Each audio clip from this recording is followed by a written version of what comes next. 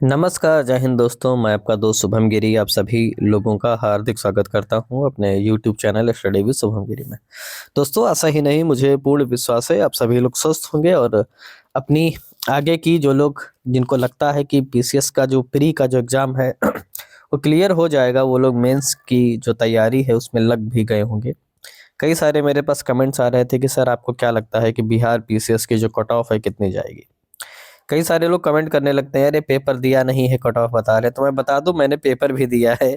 ठीक है। और मेरा जो सेंटर था वो मुजफ्फरपुर में था सेंटर, बिहार पीसीएस का। और मैंने भी एग्ज़ाम दिया है तो मुझे भी एक अंदाज़ा है कि कितनी कट ऑफ जा सकती है, तो मैंने भी एक एनालिसिस किया है।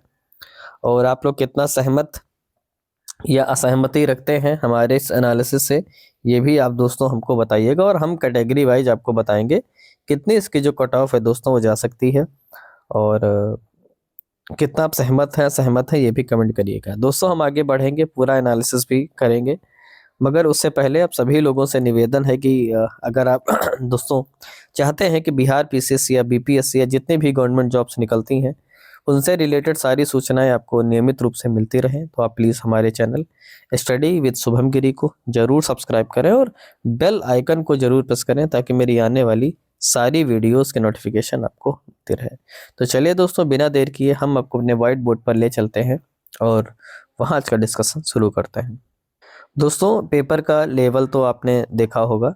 अगर पेपर का हम लेवल देखें तो पेपर मॉडरेट लेवल का आया है। ठीक है।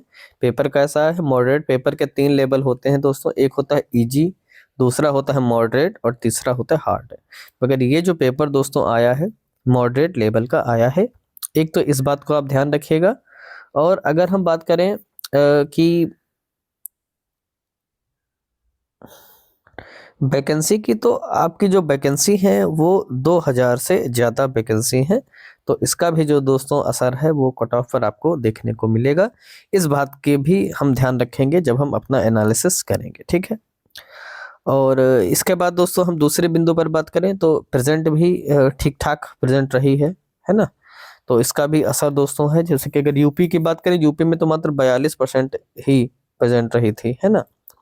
और बापू परीक्षा परिसर की जो फिर से है दोस्तों परीक्षा होनी है, शायद उसी लिए अभी तक आंसर की जो भी है वो भी अभी तक जो अपलोड है वो आयोग ने नहीं की है, मगर बहुत ही जल्द आपको ऑफिशियल आंसर की भी आपको देखने को मिल जाएगी।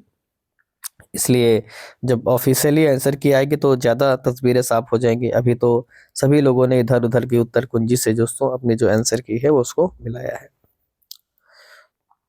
अब चलिए दोस्तों, कैटेगरी वाइज थोड़ा सा हम एनालिसिस कर लेते हैं।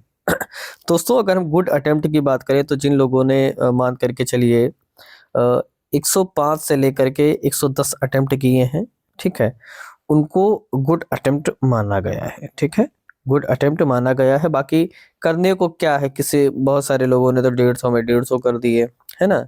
करने को तो कुछ भी कर सकते हैं, खैर उससे कोई मतलब नहीं है। माइनस मार्किंग भी 1/3 है, इस बात का भी आपको थोड़ा सा ख्याल रखना होगा, है ना?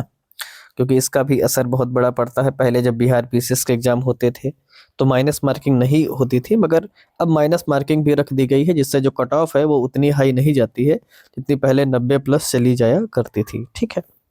सबसे पहले दोस्तों हम जनरल कैटेगरी की बात कर लेते हैं। जनरल कैटेगरी की हम बात कर लें, जनरल यूआर जिसको आप बोलते हैं, या अदर स्टेट से जो लोग एग्ज़ाम देने गए थे। तो भाई अदर स्टेट से अगर आप एग्ज़ाम देने गए थे और आपके 150 में अगर आपका स्कोर 80 प्लस बन रहा है, 80 प्लस दोस्तों अगर आपका स्कोर बन रहा है तो आप 100% मेंस के लिए लग जाइए। कोई डाउट नहीं है कि आप मेंस नहीं देंगे। ठीक है। तो जितने भी मेरे जनरल वाले कैंडिडेट हैं, मैं फिर से कह रहा हूं, अगर आपका स्कोर 80 प्लस बन रहा है माइनस निकाल करके, तो आप मेंस में लग जाइए और आप इस बार बिहार पीसीएस का जो मेंस है वो देने जा रहे हैं। और किसी भी प्रकार की कोताही मत बरतिए, मौके बार बार नहीं आते हैं।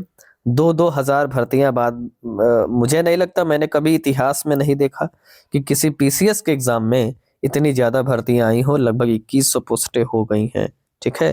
तो लग जाइए और पूरी जान लगा दीजिए और मेंस भी दोस्तों आपका अप्रैल के महीने में संपन्न होगा।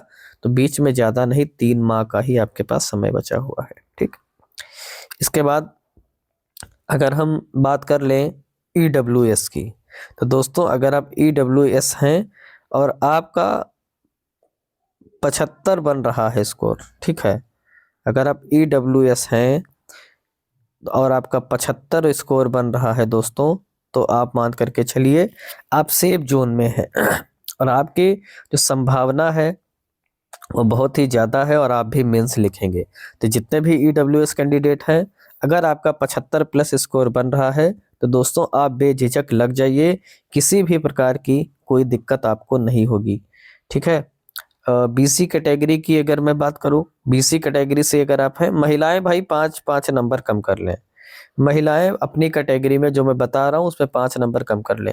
BC में बता दूं, BC भी 75 प्लस, मैं EWS और BC को बराबर रख रहा हूँ।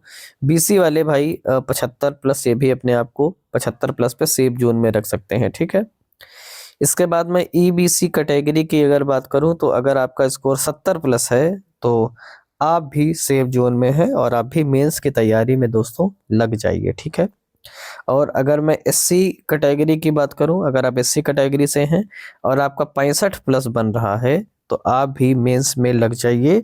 आपकी भी पूरी संभावना है कि मेंस आप लिखेंगे। 65 प्लस भाई SC वाले रेडी रहें, अच्छी तरीके से तैयारी कर लें। और अंत में अगर हम ST की बात करें और आपका जो स्कोर है वो 55 प्लस बन रहा है तो आप लोग भी मेंस की परीक्षा के लिए लग जाइए, अच्छा मौका है।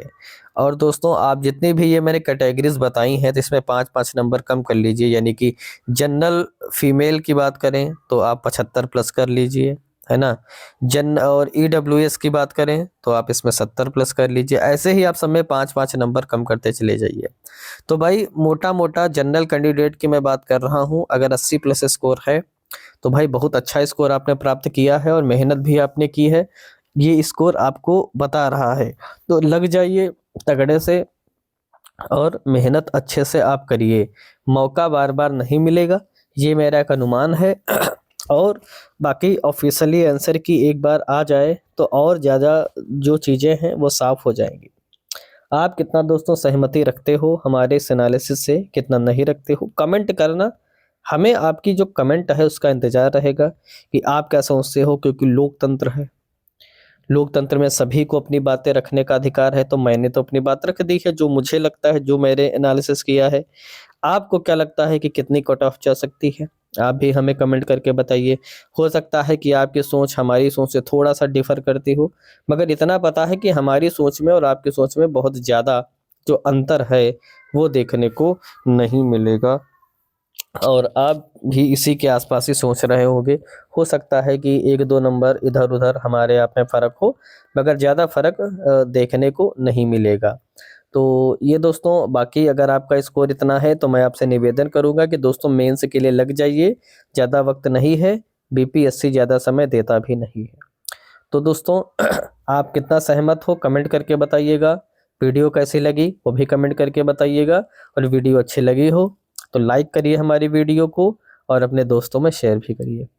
और दोस्तों अगर आप चाहते हैं कि BPSC से रिलेटेड सारी सूचनाएं आपको नियमित रूप से चाहिए तो आप प्लीज़ हमारे चैनल स्टडी विद शुभम गिरी को जरूर सब्सक्राइब करें और बेल आइकन को जरूर प्रेस करें, ताकि मेरी आने वाली सारी वीडियोस के नोटिफिकेशन आपको मिलती रहे। तो आज की वीडियो में दोस्तों बस इतना ही रखते हैं। जैसे ही हमें अन्य कोई अपडेट मिलेगी हम तुरंत उपस्थित हो जाएंगे आपके समक्ष नई वीडियो लेकर के। तब तक आप सभी लोग अच्छे से अपना ख्याल रखिएगा और मेरे साथ बोलिए जय हिंद, जय भारत।